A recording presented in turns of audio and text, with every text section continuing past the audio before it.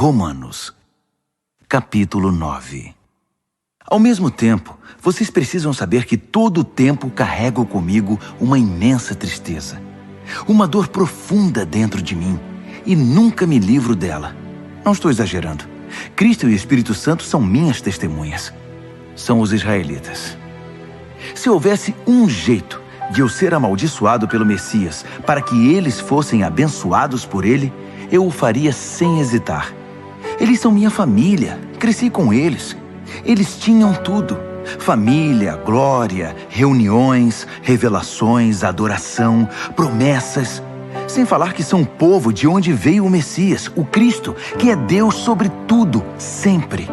Amém. Mas não pensem que a palavra de Deus tenha falhado em algum ponto. O problema é antigo. Para começar, nem todos os israelitas fisicamente são israelitas espiritualmente. Não foi a linhagem de Abraão que trouxe essa identidade, e sim a promessa de Deus. Lembram-se do que foi dito: sua família será considerada por Isaque? Isso significa que a identidade israelita nunca foi determinada fisicamente, por transmissão genética, mas por Deus, pela promessa. Lembram-se da promessa? Quando eu voltar no próximo ano por esta época, Sara terá um filho. E não foi a única vez. Também foi feita uma promessa para Rebeca, muito além da genética. Quando ficou grávida do nosso antepassado Isaque e esperava os gêmeos ainda inocentes, incapazes de fazer bem ou mal, ela recebeu uma confirmação especial da parte de Deus. Na ocasião, Deus mostrou que seu propósito não é algo que dependa do que fazemos ou deixamos de fazer, e sim determinado por sua decisão, vindo diretamente de sua iniciativa.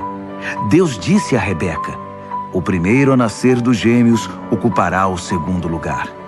Mais tarde, a situação deu origem à dura frase: eu amei Jacó, mas rejeitei Esaú. Será que com isso podemos dizer que Deus é injusto? Vamos devagar. Deus disse a Moisés: misericórdia é comigo mesmo, compaixão é comigo mesmo. A compaixão não nasce em nosso coração compadecido, nem em nosso esforço moral, mas na misericórdia divina. Foi o mesmo caso do faraó. Eu o escolhi para ser mero coadjuvante no drama da minha poderosa salvação. Tudo o que estamos dizendo é que Deus tem a primeira palavra, iniciando a ação, na qual fazemos nossa parte para o bem ou para o mal. Então você pergunta: como pode Deus nos culpar por qualquer coisa se Ele está no controle de tudo? Se as grandes decisões já foram tomadas, que temos nós com isso? Calma. Quem você pensa que é para argumentar com Deus? Por algum instante você achou que algum de nós sabe o bastante para questioná-lo?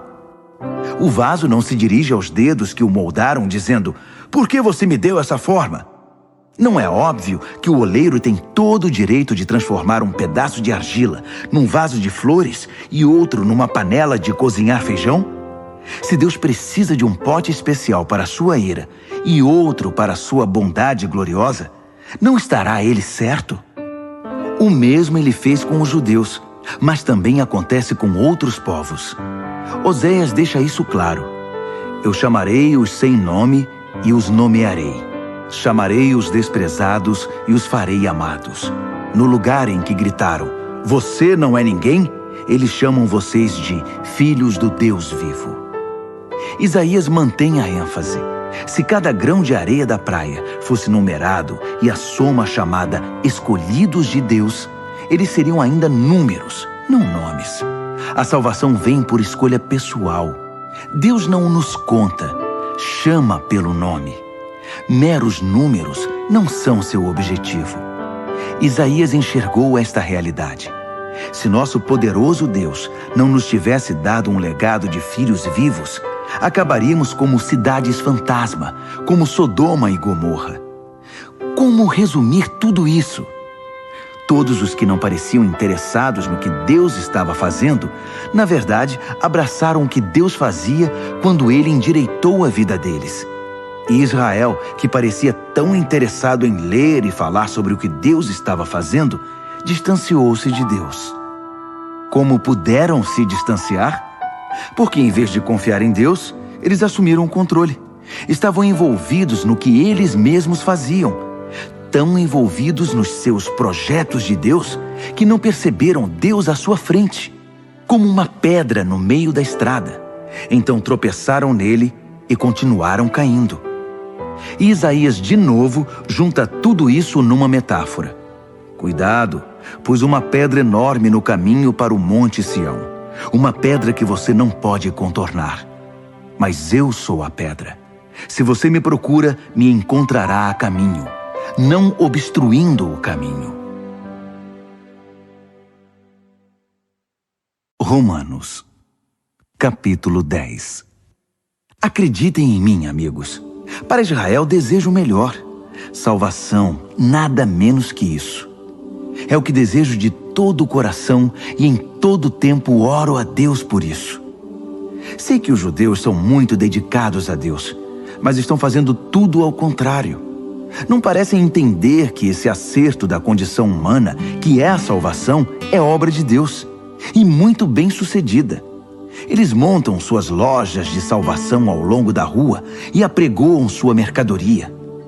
Após todos esses anos de recusa em se relacionar com Deus, nos termos dele, insistindo em fazer tudo à sua maneira, eles nada conseguiram como resultado.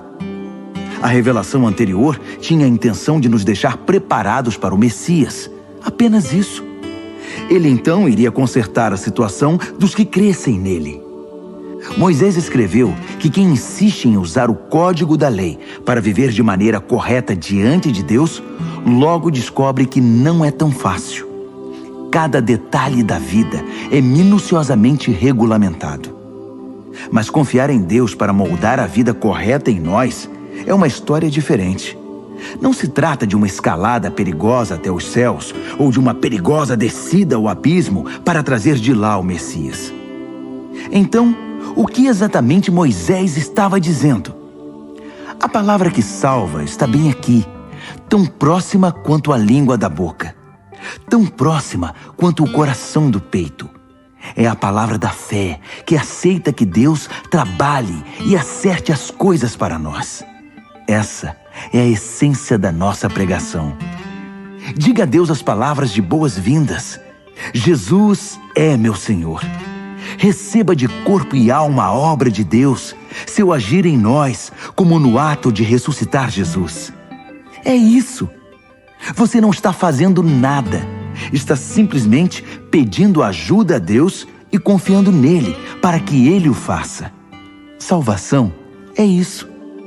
Com todo o seu ser, você aceita o agir de Deus para consertar a situação e pode dizer em alto e bom som: Deus acertou tudo entre mim e ele.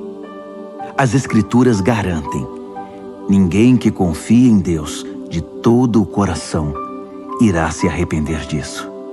Isso não mudou. Não importa qual seja o antecedente religioso de alguém. O mesmo Deus é por todos nós, agindo do mesmo modo, com incrível generosidade para com todos os que buscam sua ajuda. Todo aquele que clamar, socorro Deus, alcançará ajuda. Mas como o povo pedirá ajuda se não sabe em quem confiar? E como saberão em quem confiar se nunca ouviram falar do único que é digno de confiança? E como poderão ouvir se ninguém contar a vocês? E como alguém contará a vocês, a não ser que alguém o envie? É por isso que as Escrituras exclamam: uma visão de tirar o fôlego, uma imensa multidão anunciando a todos as coisas maravilhosas de Deus. Mas nem todos estão preparados para ver, ouvir e agir. Isaías perguntou o que todos nós em algum momento perguntamos: Deus, será que alguém se importa? Será que alguém está ouvindo ou acreditando numa única palavra de tudo isso? A questão é a seguinte: antes de crer, você tem de ouvir. E a não ser que a palavra de Cristo seja pregada, não há nada para ouvir. Mas não são inúmeras as oportunidades que Israel tem de ouvir e entender o que está acontecendo? Inúmeras, eu disse. As vozes dos pregadores se foram pelo mundo, sua mensagem pelos 7 mares da terra. Então, a grande pergunta é: por que Israel não entendeu que não tinha espaço nessa mensagem?